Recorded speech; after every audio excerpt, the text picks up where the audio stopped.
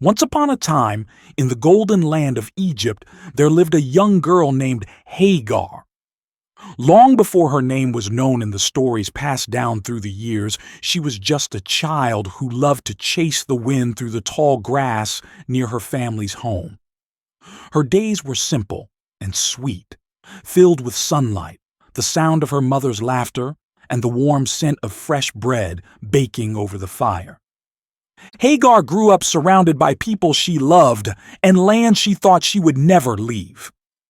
She imagined that her future would be just as ordinary and peaceful. When Hagar was still quite young, trouble came to her family. Crops withered. Work grew scarce. Her father grew weak from sickness, and her mother struggled to keep them fed. With nowhere else to turn, her parents made a heartbreaking decision. They sent Hagar to serve in the household of wealthier people, hoping it would give her a better chance at survival. And so, Hagar's life changed. She left behind the quiet, familiar corners of her childhood and entered the world of Sarai and Abram, a husband and wife from a distant land who had come to Egypt on their journey. Life in their household was different. Sarai spoke kindly, and Abram was respectful, but the air around them often felt heavy, like a storm waiting to break. It didn't take Hagar long to realize why. Sarai had no children. Year after year, Sarai's arms remained empty, and the sadness of it filled their tent like an invisible weight. Hagar did her work quietly, watching, listening. And though Sarai never said the words aloud, Hagar knew sooner or later she would be asked to do something she had never expected. One cool evening, as the wind whispered softly over the sand, Sarai called Hagar into her tent. The lantern light flickered, casting shadows on the walls. Sarai's face was thoughtful, but there was something tired in her eyes, as though hope had been slipping away for a long time. "Hagar," Sarai said softly, "I have something important to ask you." Hagar lowered her head. "Yes, my lady." Sarai paused for a long moment, choosing her words carefully. "The Lord has promised Abram a son, but I have given him none. I am asking you to become his wife, to bear a child on my behalf. Perhaps, through you, this promise will finally come to pass." Hagar's heart pounded. She was only a servant. She had no power to refuse. But deep down, she wondered, was this truly her place? To carry a child that would never fully belong to her? To give up the quiet life she had once dreamed of by the river? But Sarai's gaze was firm, and the decision was already made. "Yes, my lady," Hagar whispered. "I will do as you ask." And with those words, Hagar stepped into a story far greater than anything she had ever imagined. But in the distance, trouble was already stirring. Because even though Hagar had agreed to this new path, nothing about the days ahead would be simple, and her journey, her real journey, was only just beginning. From the moment Hagar became Abram's wife and carried his child, everything changed. What had once been quiet glances and whispered plans turned into long days filled with strange looks and careful silences. The tent no longer felt like a place of peace. At first, Hagar tried to carry herself with grace. After all, wasn't she now the one who would bring Abram a son? The promise Sarai had waited for seemed to be growing inside her. Maybe now Sarai would smile again. Maybe now the heavy sadness would lift from their home. But it didn't. The more Hagar's belly grew, the colder Sarai became. There were moments when Hagar would feel Sarai's eyes on her from across the room, sharp as the edge of a blade. The other women noticed it too. Conversations would stop when Hagar entered. Laughter died in the corners of the tent. One afternoon, Sarai and Hagar sat together as they prepared wool for spinning. The silence between them stretched long and uncomfortable until Sarai finally spoke, her voice low and tight. "So," Sarai said, not looking up from her work, "you think you're better than me now?" Hagar blinked, surprised. "No, my lady, I would never." But Sarai cut her off with a wave of her hand. "Don't play innocent. I see the way you hold your head. I see how the others look at you. Do not forget your place." Hagar lowered her gaze, but inside her heart burned. Wasn't she doing what Sarai herself had asked? Hadn't this child been meant to bring joy to the household? But instead, it felt like every day the walls of the tent pressed tighter and tighter around her. As the weeks passed, the whispers grew. "She thinks she's so important now," one servant muttered. "She carries the master's child," another said. "And yet she forgets she is still only a servant." Hagar heard them all. Every word felt like a stone added to the weight she carried. Abram tried to keep the peace. One evening, Sarai came to him, her face red with anger. "This is your fault," she snapped. "I gave her to you, and now she treats me with disrespect. You must do something about her." Abram sighed, rubbing his tired eyes. "She is your servant," he said quietly. "Do with her whatever you think is best." And so Sarai did. Hagar felt invisible and important all at once. She was carrying the promise, and yet she was treated as though she was nothing. One night, as the camp settled into sleep, Hagar sat alone, staring at the stars. The dreams of her childhood in Egypt felt so far away now. She longed for the sound of her mother's laughter and the quiet peace of the riverbanks. What had she gotten herself into? Would her life ever belong to her again? The wind stirred the edges of her cloak as if whispering that the answer might come sooner than she thought. And deep inside, a new thought began to take root. Maybe it was time to leave. Maybe it was time to run. Long before the morning light touched the tops of the hills, Hagar wrapped herself in her cloak and slipped quietly out of the camp. The night air was cold against her skin, but she barely noticed. Every step she took away from Sarai's harsh words, away from the glares and the endless whispers, felt like freedom, at least for a little while. She didn't know exactly where she was going. All she knew was that she couldn't stay. The desert stretched wide and silent around her, sand beneath her feet, stars glittering above her head, and ahead of her nothing but emptiness. For hours she walked. The only sound was the soft rustle of the wind and the faint rhythm of her footsteps. She thought about Egypt and the home she'd once known. Maybe if she could just get back there, she could start over. Maybe she could find her family, the people who had loved her before she had become part of this complicated story. But with every mile, the desert grew hotter. The sun crept higher in the sky, and her strength began to fade. The water she had brought ran out.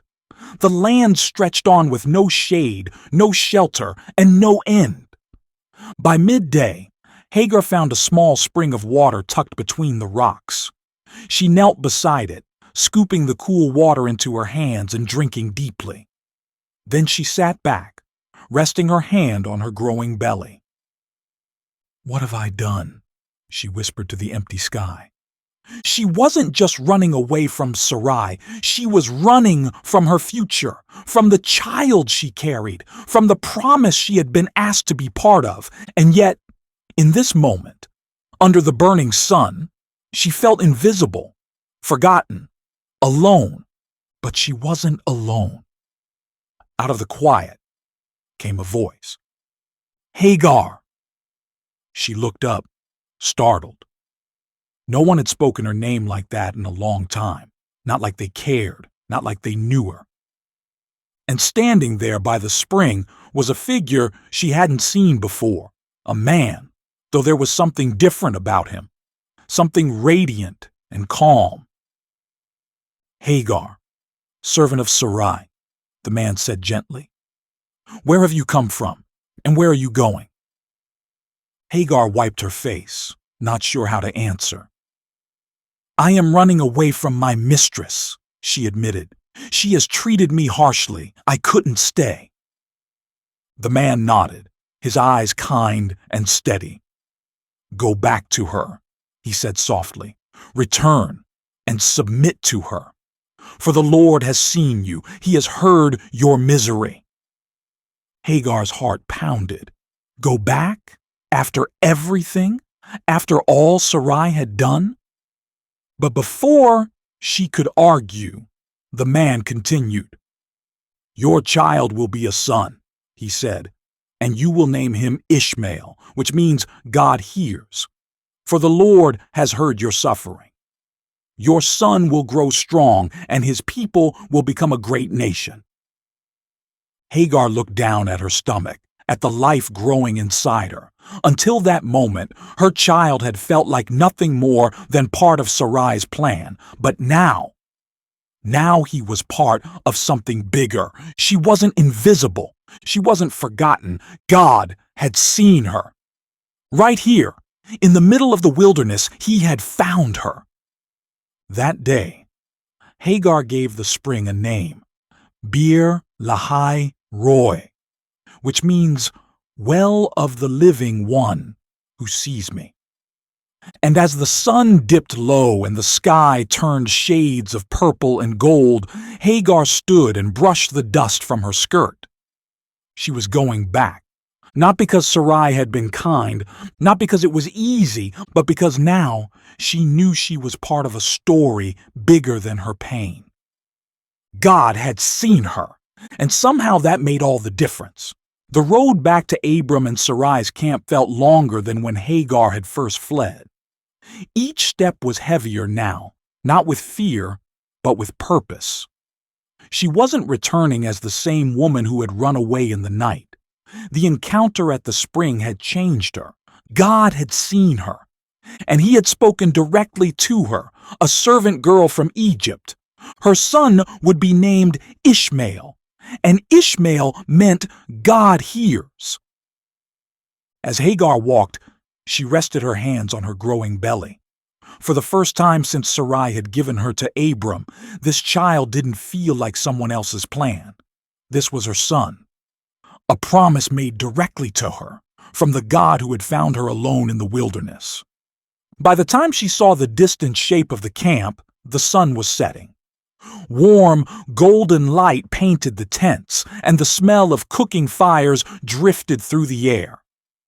She paused for a moment, drawing a deep breath. Returning would not be easy. She knew that.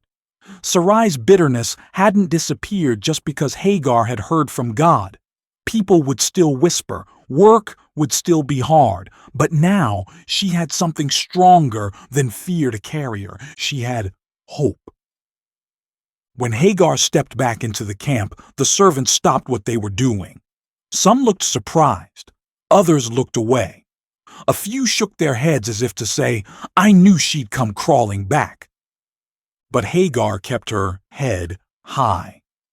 She walked straight toward Sarai's tent. Naomi was seated inside, her hands busy preparing herbs, but when she looked up and saw Hagar standing at the entrance, she froze. "You've returned," Sarai said, her voice cool and unreadable. Hagar nodded. "Yes, my lady." There was a long pause between them, the kind that makes the air feel thick and heavy. But Hagar didn't lower her eyes this time. Not because she wanted to challenge Sarai, but because she had finally learned that her worth wasn't tied to how others treated her. God had seen her, and if he had seen her, that was enough. Sarai gave a slight nod, almost as if she wasn't sure what else to say. "See that the water jars are filled," she said quietly, turning back to her work. And just like that, Life in the camp returned to normal, or so it seemed. Days passed, and Hagar worked as she always had. But now, each night, as she lay down to sleep, she whispered to the child growing within her. "You are Ishmael," she would say softly, her hand resting on her stomach. "You are the one God heard." She told him stories of the spring in the wilderness, how the angel of the Lord had met her there, how God had made promises just for him. And though the work was still hard and Sarai's sharp words didn't completely stop, Hagar carried something greater than her tasks.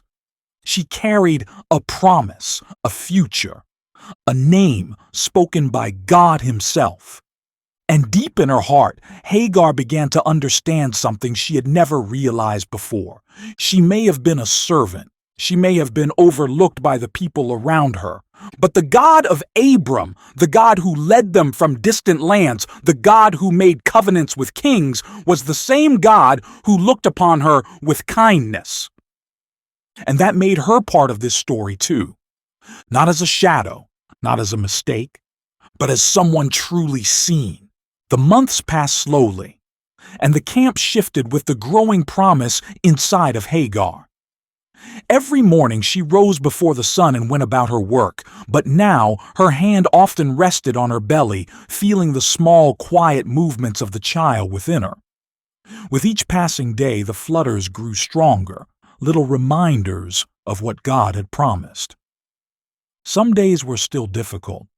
Sarai's sharp glances hadn't softened. Though she no longer spoke openly of her anger, her bitterness lingered like a cold wind. Tasks were assigned with extra weight. Chores stretched long into the evenings, but Hagar endured them. Not because she enjoyed the work, not because the stares from the others had stopped, but because of Ishmael. Every time her spirit felt tired, she remembered the words spoken to her by the spring. "The Lord has heard your misery." She whispered that truth over herself as she worked. She repeated it under her breath as she cooked the meals and swept the floors. She clung to it like the thread of a garment that might come undone if she let go. One afternoon, as Hagar sat resting in the shade, Naomi quietly approached her. It wasn't common for Sarai's older servants to visit with Hagar anymore. Most had kept their distance since the day she returned from the wilderness, but Naomi had been kind once, and today there was softness in her eyes again. "Hagar," Naomi said gently, sitting beside her, "how do you feel?" Hagar glanced down at her rounded belly. "Stronger than I thought I would," she admitted. Naomi nodded thoughtfully. "A child brings many changes, not only in the body but here," she said, pressing a hand to her heart. "You are different now." Hagar smiled a little. "Yes, I think I am." They sat quietly together for a moment, watching the breeze roll across the tents. "You know," Naomi continued, "we have all heard what the Lord said to Abram, that his descendants will outnumber the stars. Maybe your son will be part of that." Hagar looked at Naomi, surprised by the kindness of the words. No one had spoken to her like that since her return. "Maybe so," Hagar whispered. For the first time, she felt like perhaps there was space for her in this story. Maybe she wasn't just an outsider carrying someone else's promise. Maybe she belonged. And then, one night under a sky blanketed in stars, Ishmael was born. The labor was long and difficult. Hagar gritted her teeth through waves of pain, gripping the edge of the blankets as the midwives worked around her.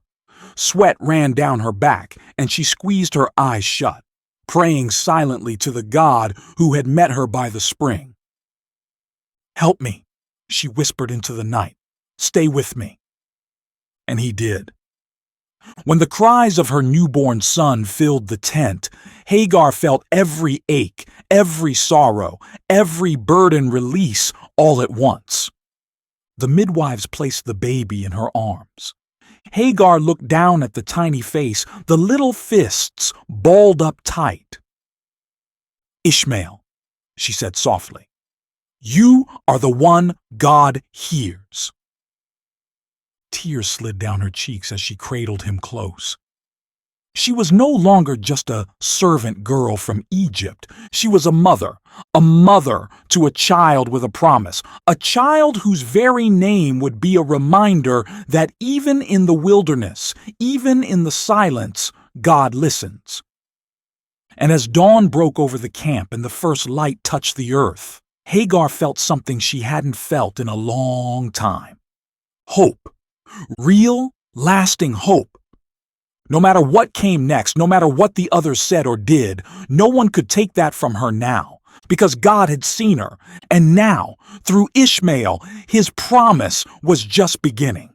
For a time after Ishmael's birth, peace settled over the camp like the soft hush of evening. Hagar woke each day to the sweet sounds of her baby boy cooing beside her. She watched him grow stronger, his small hands gripping her fingers, his laughter filling the tent like music.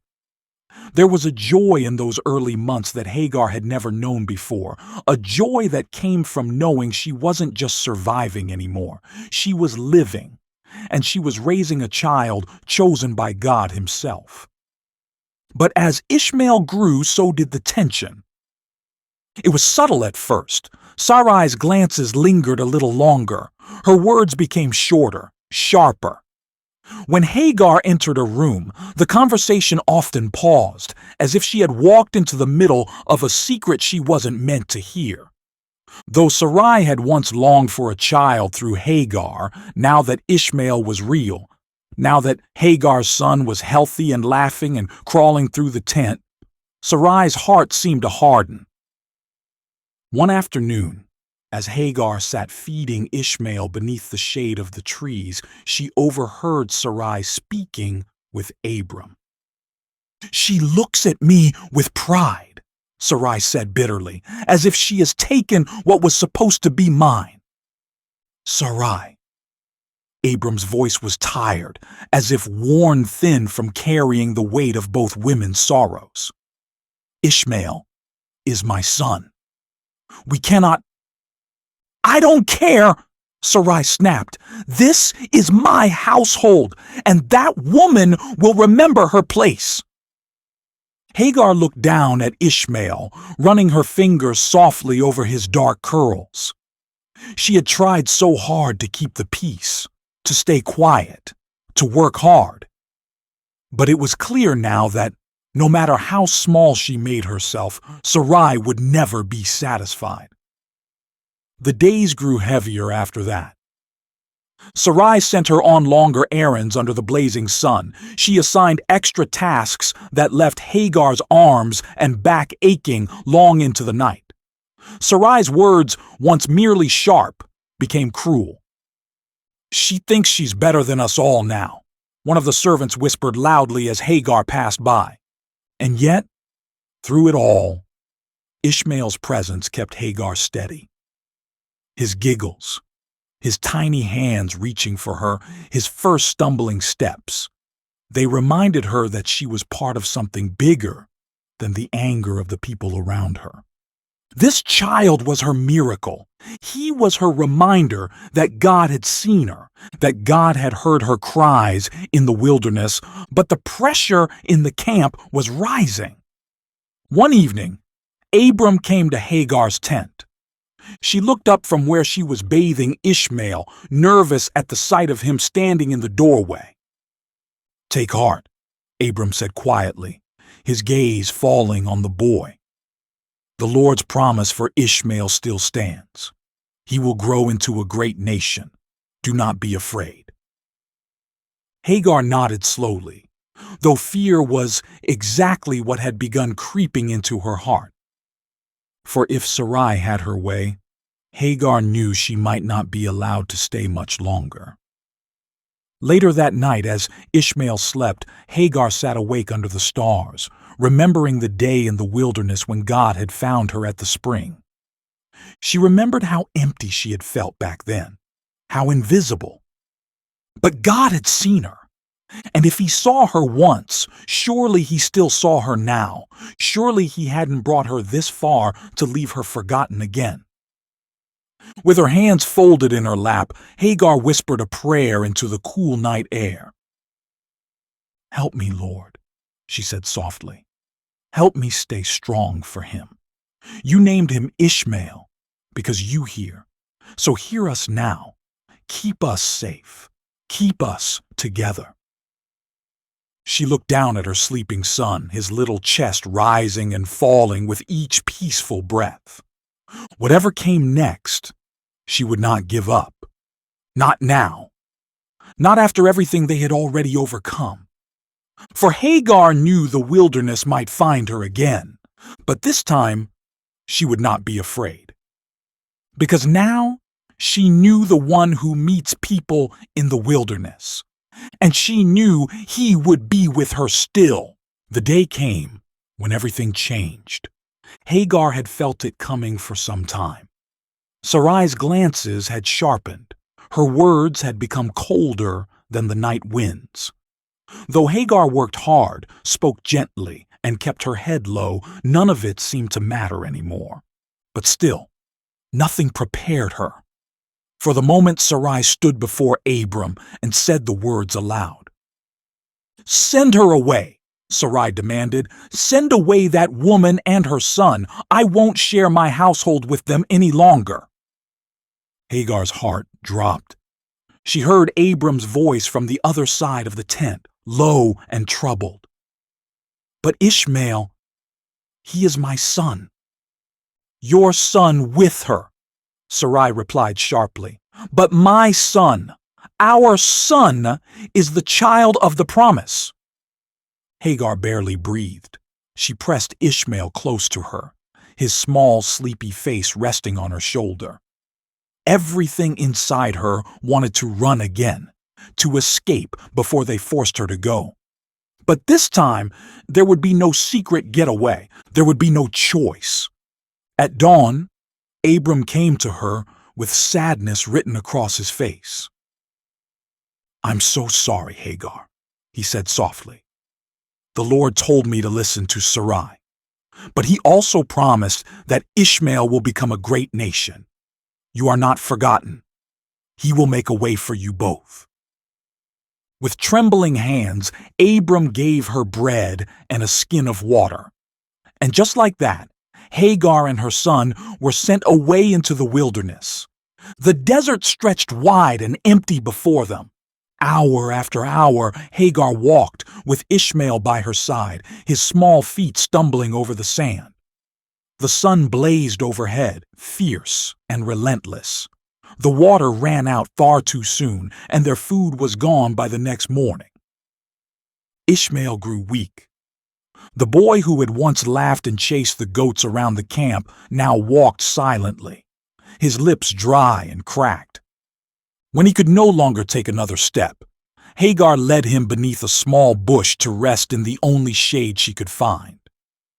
She sat him down gently, brushing his hair back from his forehead, and then Hagar did something no mother ever wants to do.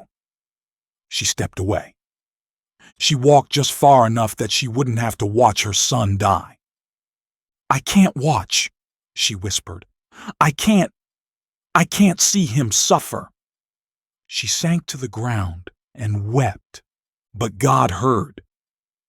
Just as he had promised all those years ago when he named the boy Ishmael, God hears.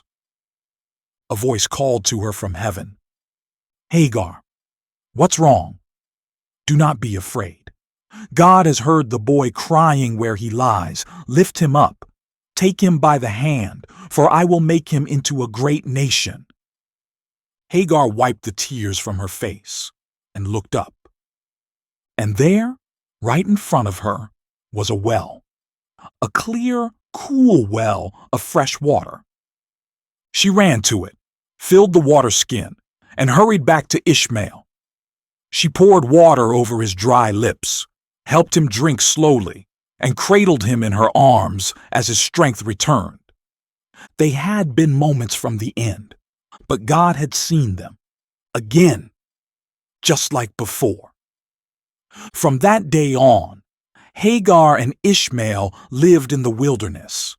But they did not just survive, they thrived. Ishmael grew tall and strong, just as God had promised. He became a skilled archer, and the wilderness became their home. The boy who was almost lost in the desert became the father of a great nation. And Hagar? She was no longer the servant girl from Egypt.